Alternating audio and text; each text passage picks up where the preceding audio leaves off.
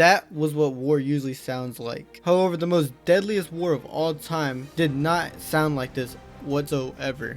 In fact, there were only a few casualties compared to all the other wars the US was in. Yet, this is probably the closest time humanity came close to being completely wiped out.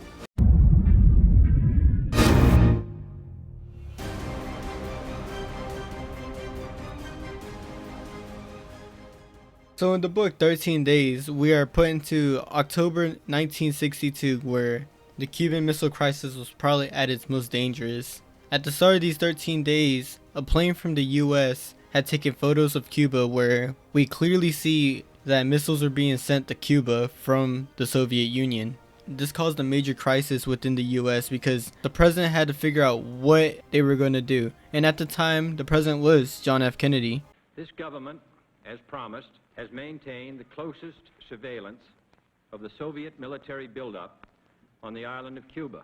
The major decision John F. Kennedy faced was how he's going to avert this crisis and stop the Soviet Union from bringing these missiles to Cuba. If these missiles would have made it to Cuba, the Soviet Union would have a very easy way to attack the US. The reason this is so important and why the Cold War was so scary was because the Cold War essentially was a competition for who was the most powerful in the world. And the two top countries were the Soviet Union and the United States. So if the missiles ever made it to Cuba, then the Soviet Union would have an upper hand to the US whenever they really wanted. So while JFK was trying to figure out how he was going to avert this crisis, he had multiple options and multiple people try and give him their ideas and their points and their views.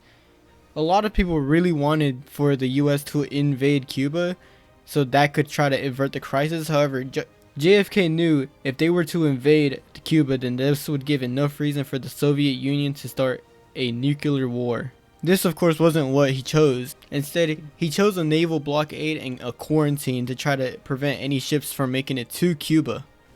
The decision that JFK made proved to be one of the greatest accomplishments in his presidency. I gotta give props where props is due, because JFK performed extremely well in this situation, because if you put yourself in his shoes, it would be very hard for many of us to try and go the peaceful route, especially with all the pressure that was on him and how he had an entire country, and not even the entire country, the entire world practically on his back for this.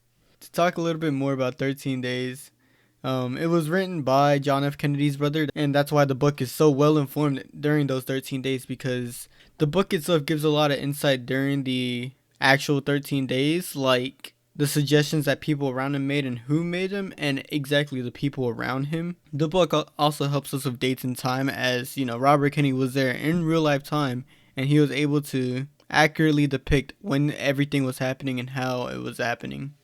Wrapping all this up, 13 Days is a really good book and a really good way to learn about the missile crisis. And it really does show how bright of a leader that John F. Kennedy truly was. And leaving on that note, that's all I have for today. Bye bye.